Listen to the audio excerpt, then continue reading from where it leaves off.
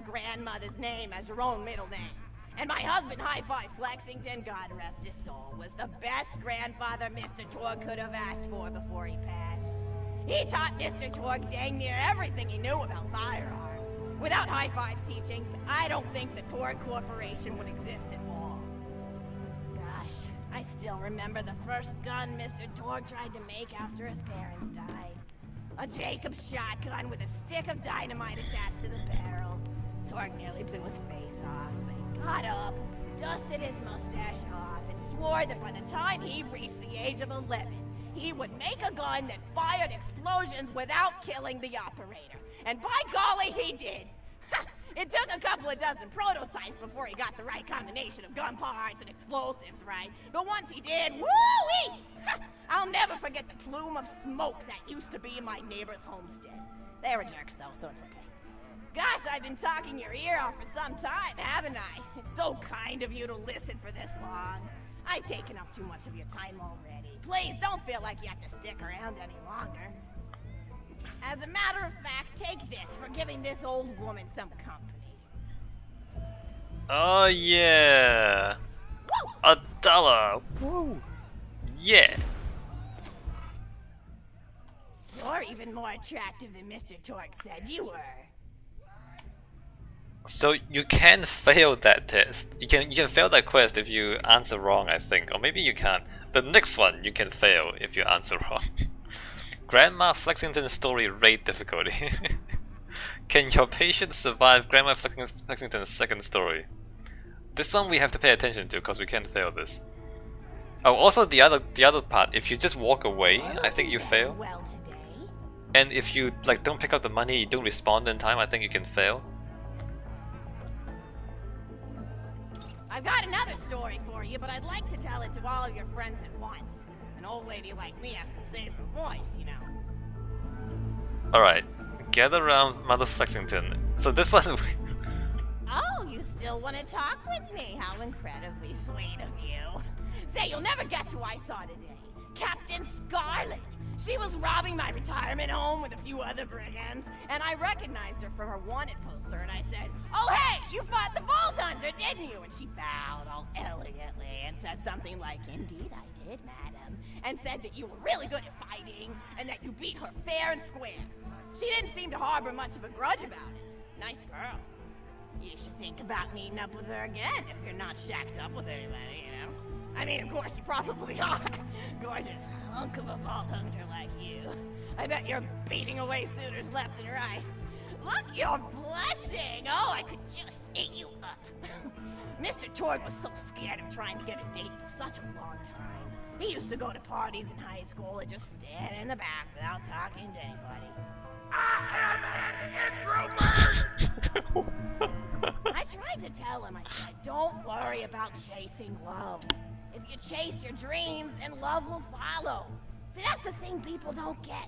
You watch Echo films and they're just awful. They teach you that the only way to be with someone is just to pursue them over and over until they decide they like you. In reality, you know when you like someone almost immediately. You can't really convince somebody to fall in love with you. You just look like a stalker. But if you do things that you're interested in, like making guns that explode or killing mercenaries, then people will see that confidence and skill you have and they'll be attracted to it. But there's always a fine line between that kind of confidence and narcissism, you know? There's nothing worse than somebody who wants to be famous. I remember when Mr. Torg first sold his weapons tech to that board of directors, he was pretty egocentric for a while.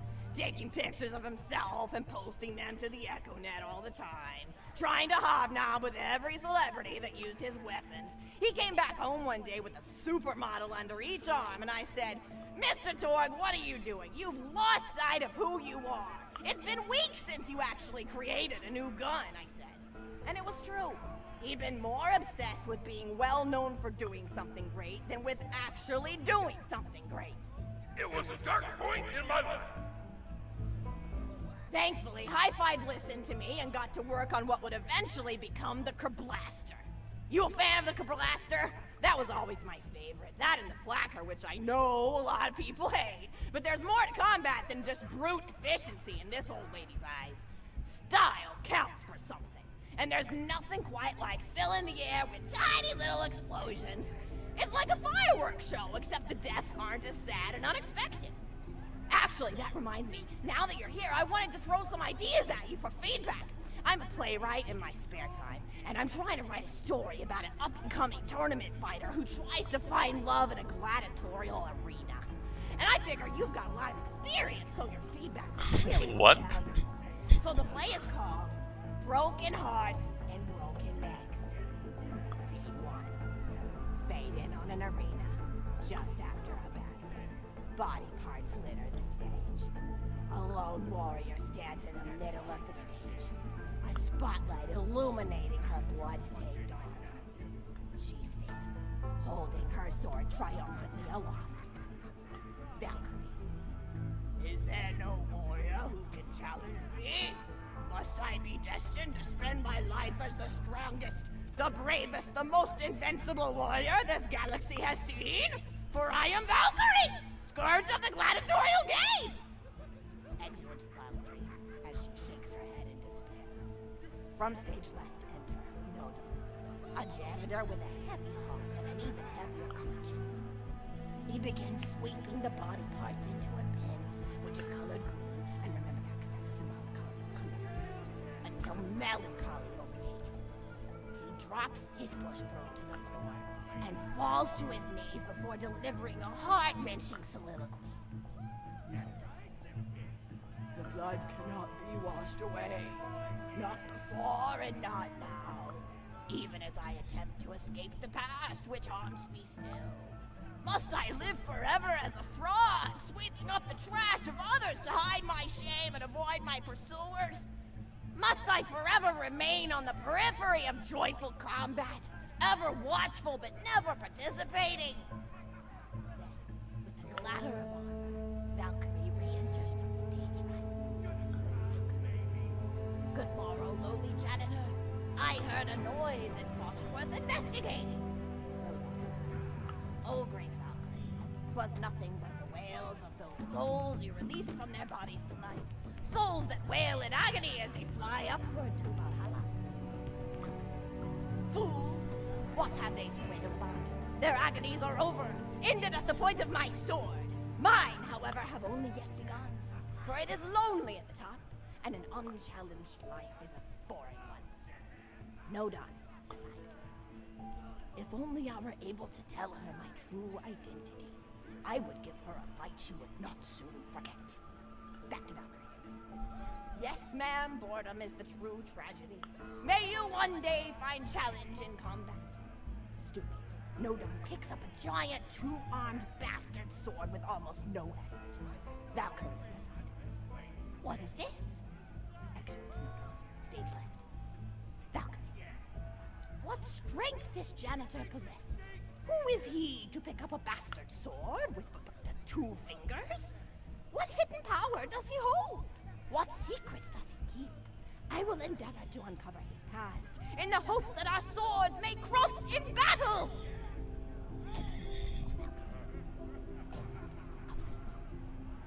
It's pretty good. Scene 2. The interior of the governor's house. The table is set with myriad teas and biscuits. Oh, I'm so sorry. I didn't even ask you for the feedback on the first scene. Did you like it?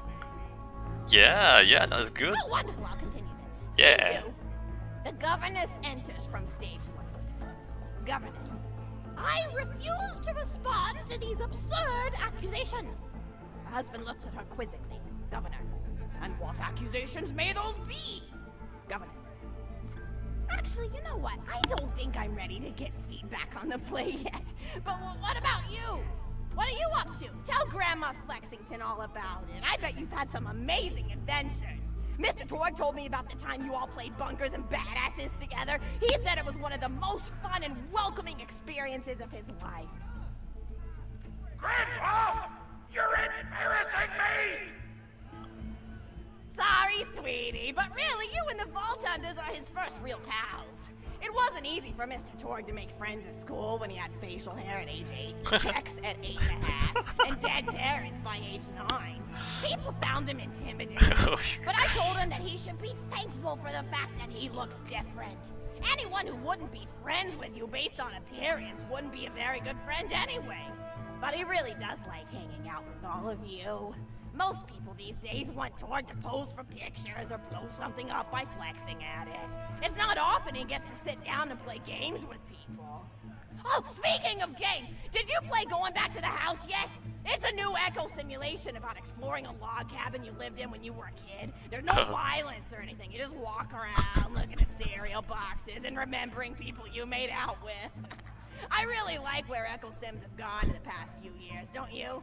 There seem to be a lot more of them with interesting things to do beyond shooting people, and the writing has gotten so tight and concise. For instance, did you ever play The Samurai's Marker? The whole game's story was delivered through haiku. Did Zero write it or something? No, I'm just joshing. I know you're too busy for that. But oh yeah, I was playing at the end of the pointed gun last night on my Echo Sim player, and wow, is that fun. It's about a guy who punches people and smacks himself in the face with doors. Easily one of the best punch-related comedy sims ever.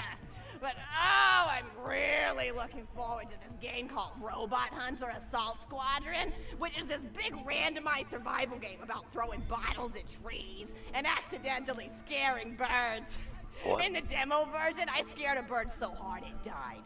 10 out of 10 in my book.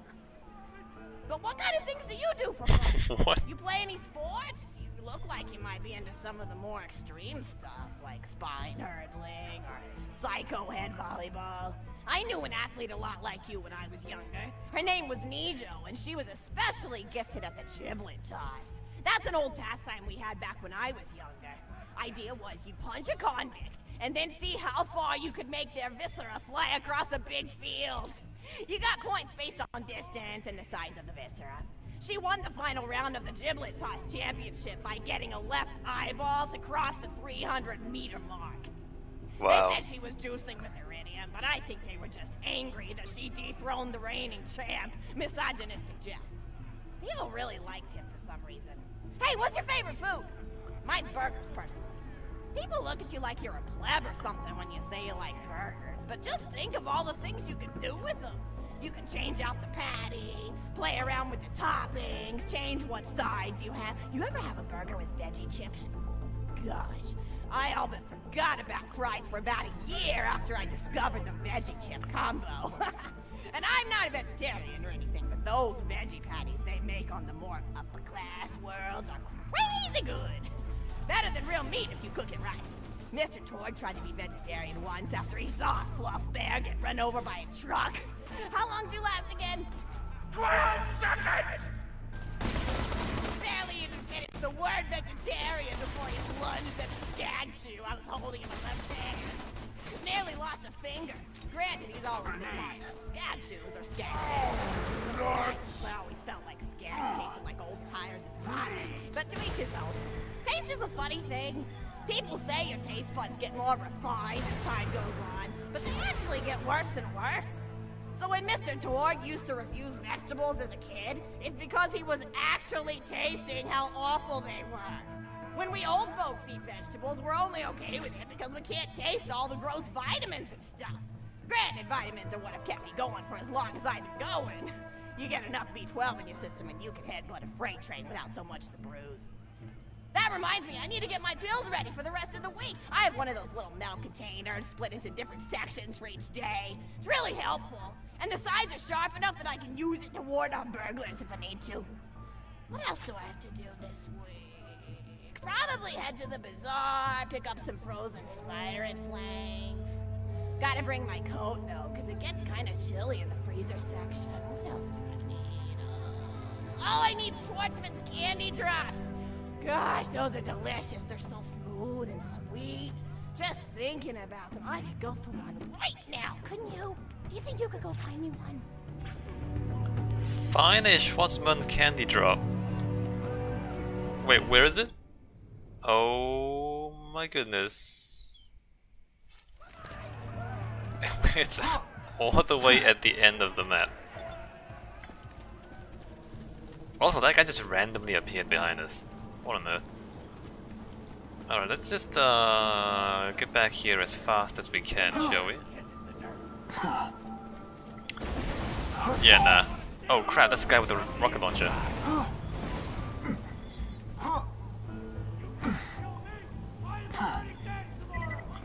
Find a Schwartzman candy drop for Grandma.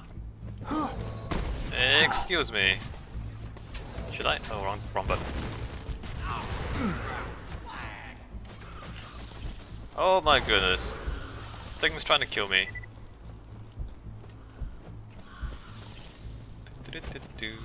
Running away. That's a Schwartzman candy drop. Grab it for me, will ya? Oh, I can taste it already.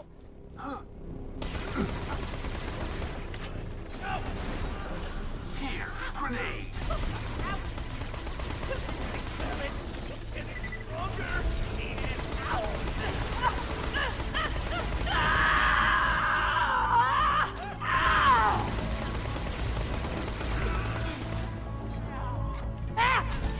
Does this guy resist?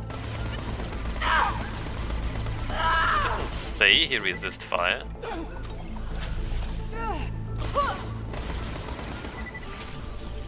Oh, wonderful. Bring it back here and I'll finish my story. Okay. Oh my, this is seriously difficult. This is some top tier quest. What is okay? Badass Labber Jabber. No, dude, get out of here. I don't want to fight any of you. So there's a guy with a rocket launcher. Goodbye. And we're out.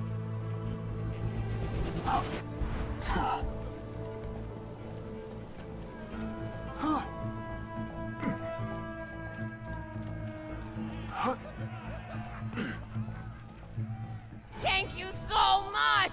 I'll eat this later while sitting by the fireplace telling Mr. Torg stories of days gone by. There's just nothing like a good roaring fireplace, is there? Something healing and safe. Maybe that's why our family likes explosions so much. They're basically just big fireplaces. Every explosion feels just like coming home.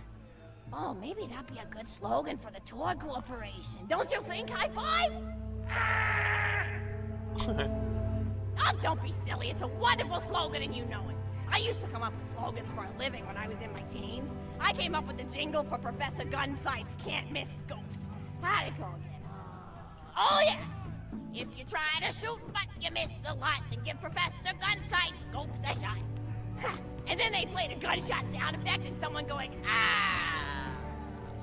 It was cute. Gosh, I've been talking for a while now, haven't I?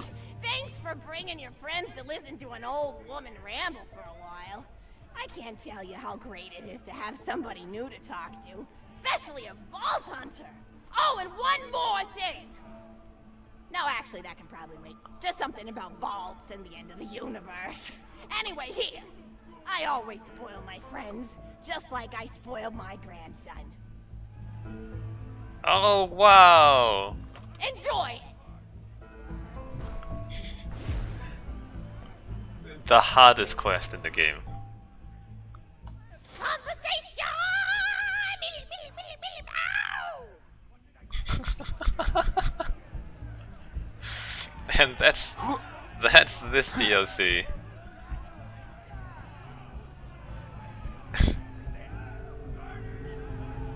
It's something. It is something. Grandma Flexington story time. Who needs a medical license when you got style? We survived. We survived story time Caveat emptor. with Grandma Flexington. I wasn't sure that we would, but we made it, guys. We made it. Words, my friend. No repro. So, should we move on to the next DLC? Let's do that. Let's move on to the next DLC. This was Thanksgiving. The next one is Christmas. Christmas is Marcus's mercenary shop.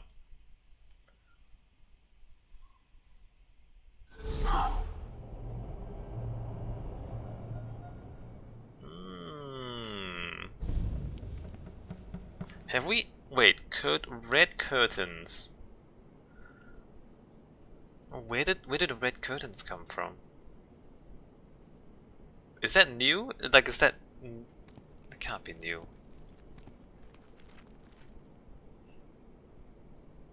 Where... which part of the game has red curtains like this? I don't remember. Is that the dust outside? I think it's the dust outside. Marcus! Happy Mercenary Day. I got a job for you. Alright. Mercenary Day, talk to Marcus.